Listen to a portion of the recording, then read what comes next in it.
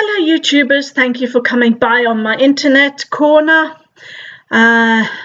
Today is going to be a day of me just talking, as in showing you finished objects, works in progress, and just general talking about this and that and what is coming up next. Thank you for coming in and looking again if you've been here before.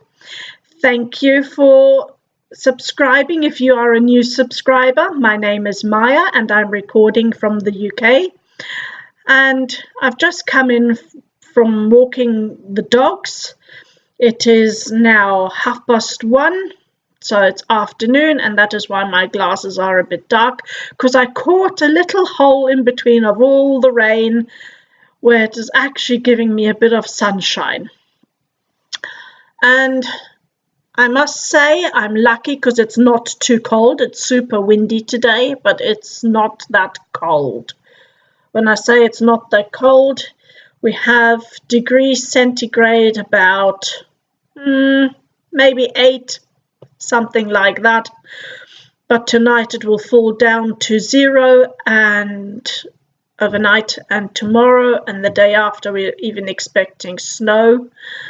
And it's going to go into minus temperatures. So, as I said, I'm lucky. I'm talking a bit fast. I hope it is not too fast and too mumbled. I have to make an effort. Let's start with the works in progress. I still have quite a few works in progress. Let's start with the jumper. I'm looking because I have, right, let's start with the zigzag jumper, the ZZ jumper. As you see, I finished to the bottom and I'm on the sleeve now. I haven't knit on this for about a week.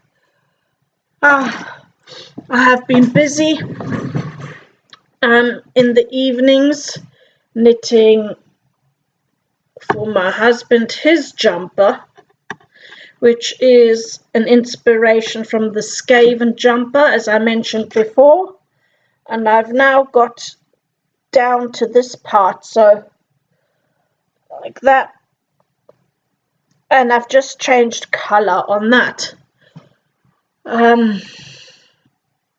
So that's my 2 works in progress.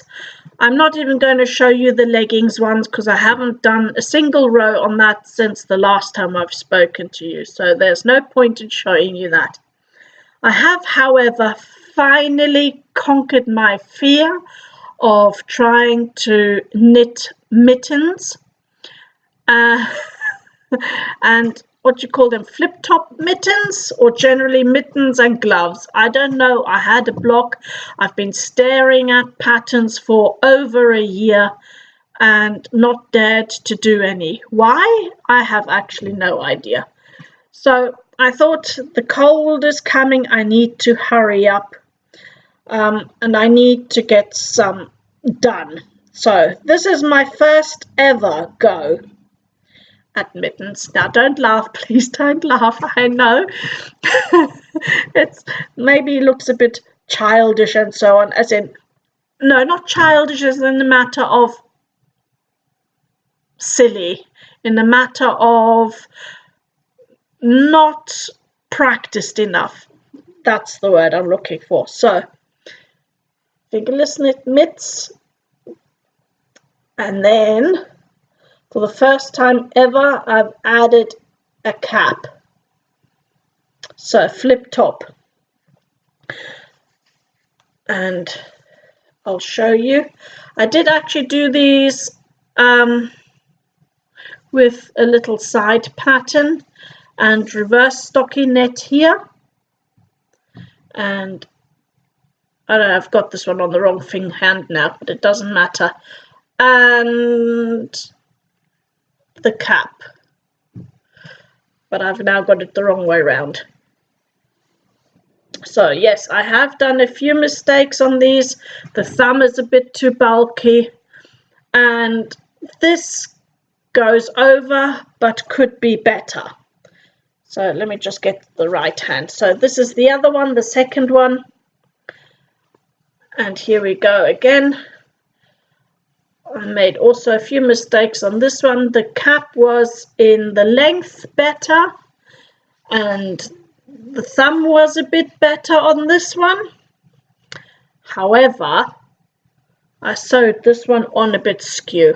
No, I didn't even sew it on. I actually knit it on. I didn't sew it on. I knit it on. So I then made a decision. The next ones I will actually physically sew on so that I have a chance afterwards to change it if I need to. So it does fit. As you can see, they fit. And they match my other jumper, the Waves jumper. That was intentional. And with the cowl and the beret I made, that was all intentional that I have a matching set. So they do fit. But as you can see here, I got this wrong, a little bit wrong. So I've got to pull this over a bit. But it works. It works.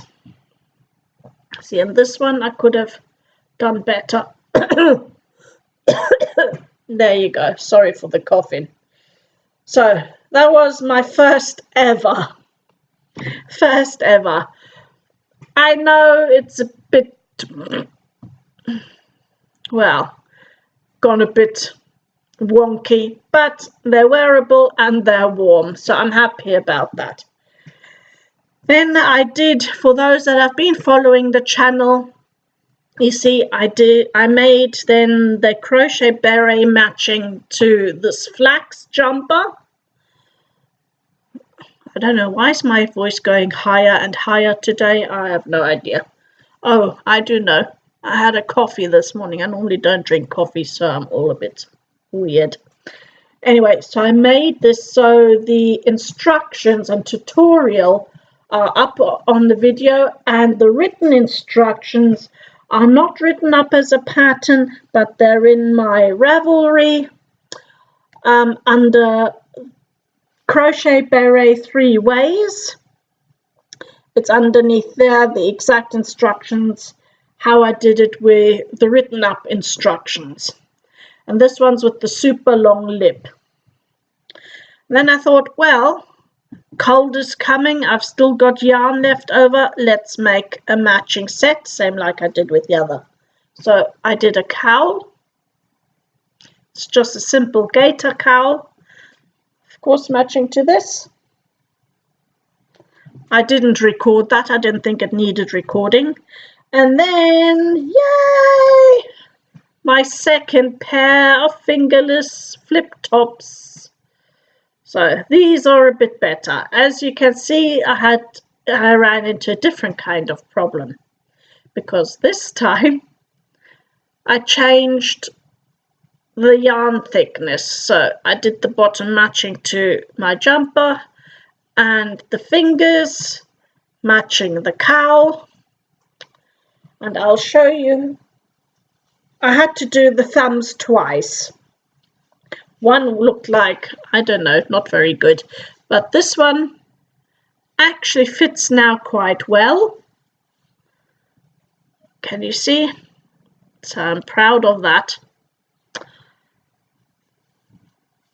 And then I sewed this time the flip top on. But I think next time I'm going to do a flip top. I did these separately and then sewed them on, not like the others where I knit them straight on. I think next time, I don't like the way this is shaped. I will do it like a sock, and I'll start off with the magic cast on. Yes, the magic cast on, and do it top down, so to speak. But they fit. There you go, and they fit better than the others.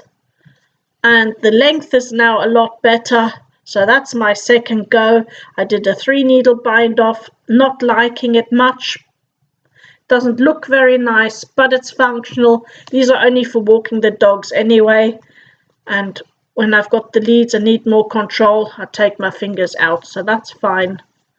So that's my second ever mitts. Oh, I've got two. Here's the other one. Of course, I have two. I have two. And let's put that one on. So this finger is a bit, no, it's actually better. I didn't make a picture actually of the very wonky one. But what happened is I came up to about here and then I started decreasing. So it looked like, to say it mildly, like a tulip bud. You can imagine whatever you like elsewise for it. And here we go again. I don't know, maybe it's something to do with my left hand, but this is not as good as the right hand. One learns. And so next time, as I said, you see, I somehow decreased differently. I don't know what I did there, but it still functions. It works. I have to laugh over mine. My own trials. Oh, you got to laugh, and it's fine. It works. So I'm not going to do it again. I'll do a new pair. Okay, so the next resolve is, okay, crack the fingers, crack the sew-on bit. However, next time the flip tops are going to be done 2 at a time, top down, like socks. That's the best way. I think I can do that. That's easiest for me, and then it should function. Number one, they'll be equal. And number two, it will most probably fit better. I did these on DPNs. I did everything on DPNs. I haven't used DPNs for a long while, so it was completely new. I mean, DPNs for doing small projects. Arms, yes, and jumpers, yes, but not, but not. I have to laugh. You can laugh with me, please, and if you have a comment, that's fine too. I'll take it on the chin. Right, so that's so much to my finished objects. This week there's definitely not going to be a finished object. Oh, yes, one more thing. Let me just put you on pause. I've forgotten to show you something. Okay, I'm back again. I had to get something. So for those that are following me also on Facebook, you will see that I have my little mini table and 2 tiny shells of a little bit of Christmas decorations. I'm not putting more up this year as I'm on my own this year, and there's just no point. I'll just put up what I'm enjoying whilst I'm sitting on the sofa watching television and knitting. I just put on my little table. So I posted that up today on my Facebook. And then as in the video from last night, and then I realized, I had forgotten to take a picture or a video of how the candles that I made in the former video, which is under my crafts and or DIY with me, that's the playlist, crafts or in DIY with me, where I made the soy wax candles in the jars. And obviously this is one that's already been burning, and I wanted to show you this. Okay, you can see, let's try to come in a little bit. So here is the line, and I had filled it up to here. So it's what, that's 1 inch, I think. Let me get my tape measure out. That's maybe 1 inch.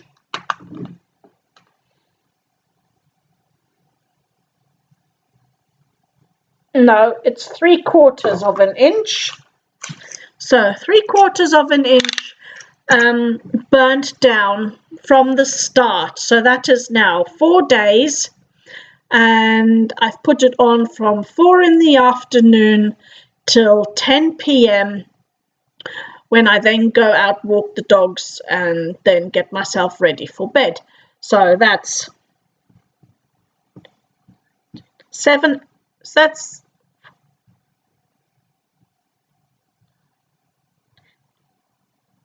6 hours, true? Is that 6 hours?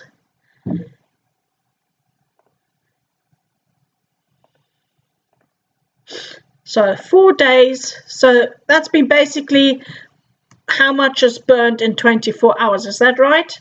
4 days from 4 p.m. till 10 p.m. That's 6 hours times 4. Yeah, it's 24 hours basically. So that's how slow they burn. On the video, you will see how bright they actually burn as well. There's no smoke coming from these candles at all. So I'm super happy. If you're wondering what this is down here, this was leftover food coloring. Now, I don't know how this is gonna work, because one thing I overlooked when I used the food coloring, which was an old food coloring, is I didn't look what it was made of. And it was one based on water, which is not very clever when you're doing wax. Wax and water doesn't mix very well. So, well, there you go. I should have paid attention to that, because I do have food coloring that is based on oils. That would have fit a lot better. So I made a video on how to make these candles step by step, a tutorial on that, so you can watch that as well. And I also did a tutorial on my banana, oat and poppy seed muffins, which I baked for 5 minutes too long actually. And my other mistake on that lot batch was, because I didn't quite rise enough, is that the flour I used was actually old flour, as in self-raising flour, and I didn't add any baking powder to it. I could have added another egg or some baking flour to it, which I didn't do, but they tasted delicious. They just didn't quite rise the same. They did rise, but not all the way up. But they were fluffy inside and they were moist inside. So I also amended that on the video whilst I was recording. I said I could have done that for 5 minutes less, and I could have added baking powder to that flour. What else is coming up? I have recorded, and I'm just waiting for it to dry. I have recorded how to dye semi-solid to solid yarn, and that's recorded. I'm just waiting for the yarn to dry now, and then once I have the photos of that, it will come up. So I did that this morning. I'm now waiting, as I said, for it to dry. So that's what's coming up. When is my next video going to be? I am not quite sure. I have to see when I find time in between to do one, and whether I've got something to show. I do have one more thing to show. I'm not sure when I can record that, is how to roll wax candle, beeswax candles. Maybe I'll do a short instruction on that. If you want to see that, please comment underneath. That would be lovely.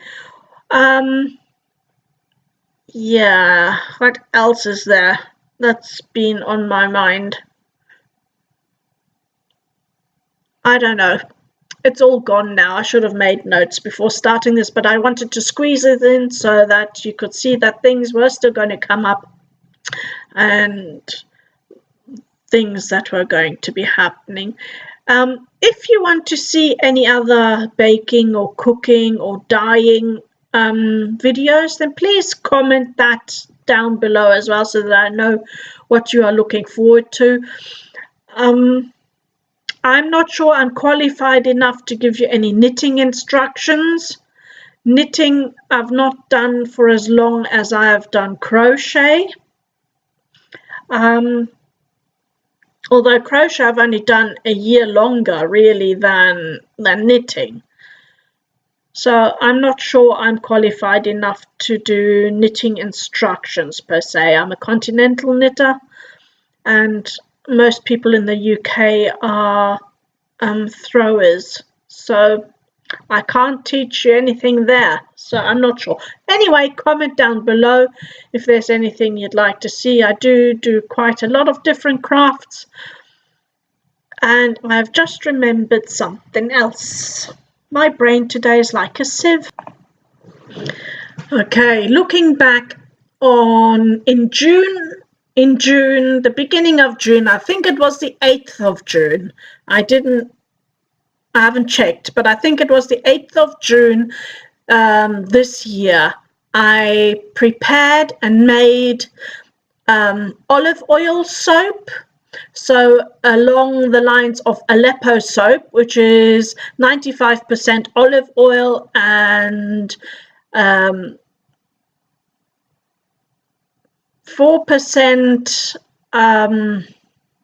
castor oil, and the rest is then just lye. So around that. And anyone who's made olive oil soap knows that it takes between or anything from 6 months to cure. And it's when you first made it, and I can't find a picture of where I put it, it is really olive oil green. And I'll just show you the olive oil I used. Here it is. I used extra virgin olive oil from Spain. I brought it back with me from Spain, and that's what I used. So it's this color when you've made it, maybe a shade lighter, and then from 6 months on it is cured. And here it is. As you can see, it's creamy white, maybe has a tiny hint of green if you look through it. This was the first time I tried to put an essential, oops, now I've got crumbs over my computer. The first time I've tried to put an essential oil in this, however, it doesn't work. It just smells of, yeah, basically olive oil. That's what it smells of. Let me see. It smells exactly like the olive oil. So, so this is now the finished product. And the essential oil doesn't really smell at all. You can leave this and it hardens. It's really, really hard now. You know, once it's ready, did you hear that? And it sounds like a brick. Okay, and you can press it and there's no indentation whatsoever. So I made these for all the lovely people that bring me the newspapers, my postman, and to put as extras with Christmas presents this year. So if you, what I'm trying to say, is what I'm getting there, I know I'm waffling a bit today, is what I'm trying to say. If you want me to also put up some soaping videos, then I have no problem doing that either. So this was my second run I've done with olive oil soap. The first time I didn't add any kind of ingredient in, essential oil ingredient in. This time I did, but it must have been way too little because you can't smell it. And also when you wash, and of course you've got to pH test it as well. So I took the beginning slither off, and when you wash it, when you wash your hands with it, it's super super soft. It doesn't, how shall I say, it does not foam a lot. It does not foam a lot, but it washes super well. And I've used it as a stain remover as well. It works wonderfully as a stain remover as well as giving your skin the nice moisture and protection as well. So from that point of view, I wouldn't consider it as a fail. But I have noticed one other thing. Is next time, I think when I cut the soap, I will make it smaller and more, as in more cubes. Do it in cubes. Or put them into molds. Now, last year when I was in Spain, I did collect some lovely round, when I say round, I don't mean in shape round, but rounded, smoothed off stones that were just fit nicely into the hand and felt nice. You know, like when you pick up a chestnut off the ground and you roll it around in your hands and it just molds to the hand nicely, that kind of feel. So what I was going to do is I was going to make molds with those. But when I was packing up to bring stuff back to UK, I forgot them. So I haven't made those molds, but I do have smaller molds that I've used before for making soap in shapes of like mini oblongs, and I think I have hearts, and I think I have stars. I'm not quite sure. I haven't used those for a while because I've done loaves instead. So I could use that again, and I could also make, as soon as I do get my stones back or something that's equally nice, then I can also make videos of how to make your own silicone mold for soaping. And just thinking about it, one could also use those sort of things as molds for candle making. So once again, comment down below whether you would like to see any of that, whether you'd like to have that recorded, because if I'm making it, I might as well record it at the same time. I mean, I hardly ever go back and cut bits out. I might make it shorter if I'm waffling too much like today, but this won't be cut because it's still in sort of time-ish. Okay, so that's for today. Enough of the talking, especially I'm not talking coherent. So that's enough. Comment down below what you would like to see, and and I'll see what I can do and what will be done next. So bye-bye. Have a lovely season's greetings, and speak to you later. Bye.